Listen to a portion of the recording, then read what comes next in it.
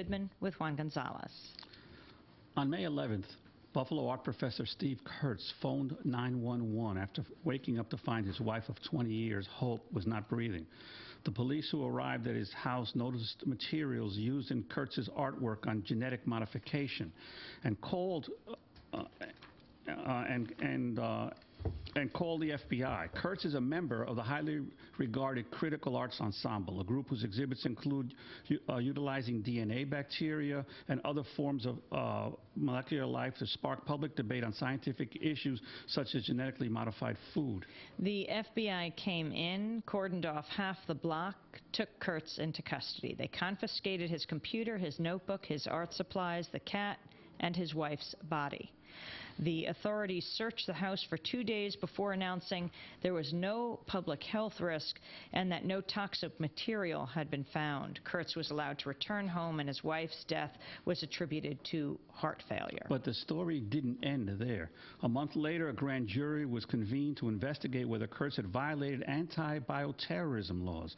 Now Kurtz and a Pittsburgh professor, Robert Ferrell, each face up to 20 years in prison on indictments of mail and wire fraud. We're joined in the studio by Greg Bordovitz. He's spokesperson for the Critical Arts Ensemble Defense Fund and associate professor at the Art Institute of Chicago. Welcome to Democracy Now! Hi, thank you for having me. Can you explain this case?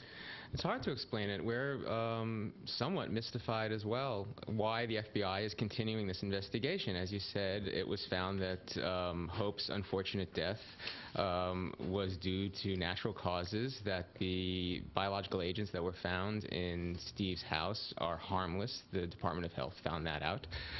So the FBI still continues to investigate, and in ominous ways. The subpoenas grew in ever-increasing circles of people who were remotely related to the case. Recently, they've subpoenaed the publisher of the Critical Art Ensemble's books, Autonom Media, requesting to see their records. Autonom Media, which makes the calendars. Which makes the calendars of saints, and many books publishes theorists like Michel Foucault and Félix Guattari, as well as the Critical Art Ensemble books. The FBI is interested in looking at their financial records and the editorial conversations that Steve had with the editors.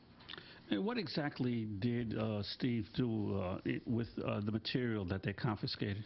Some of the materials were used in previous installations. Other of the materials were used for installations that the group was formulating and had not yet been fully formulated. Basically, what the Critical Art Ensemble does is try to demystify science for people.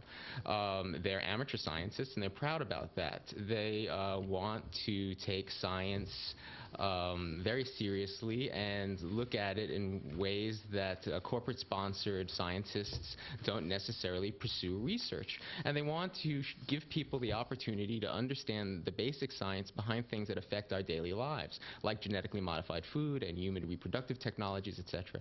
So a Critical Art Ensemble installation looks like, when you walk into the gallery, a lab set up with tables and chairs and computer screens and microscopes and test tubes, and the group is there doing a kind of participatory live theater performance where they engage the viewers in a kind of educational process of learning about basic biological phenomena, and hopefully the viewers leave better informed about the issues that are debated in the Times, magazines, etc., like genetically modified foods. So let me read you from the Toronto Globe and Mail, a piece by James Adams. A Buffalo artist university professor expected to plead not guilty today to charges he illegally obtained biological materials that U.S. federal authorities continue to investigate as having possible bioterror potential.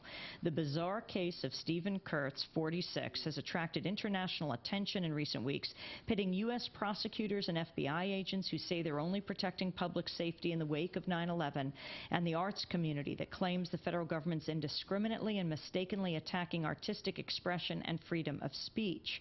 Kurtz was indicted last week by a New York grand jury on 2 counts of mail fraud, 2 counts of wire fraud, after 2 bacterial agents, Serratia marcescens and Bacillus atrophius, were found in May at his home laboratory in Buffalo, where Kurtz is an associate art professor at City State University. Also indicted Robert Ferrell, chair of the Human Genetics Department at University of Pittsburgh, and the man the grand jury alleges served as the intermediary between Kurtz and the bacteria supplier, American Type Culture Collection, collection headquartered near Washington.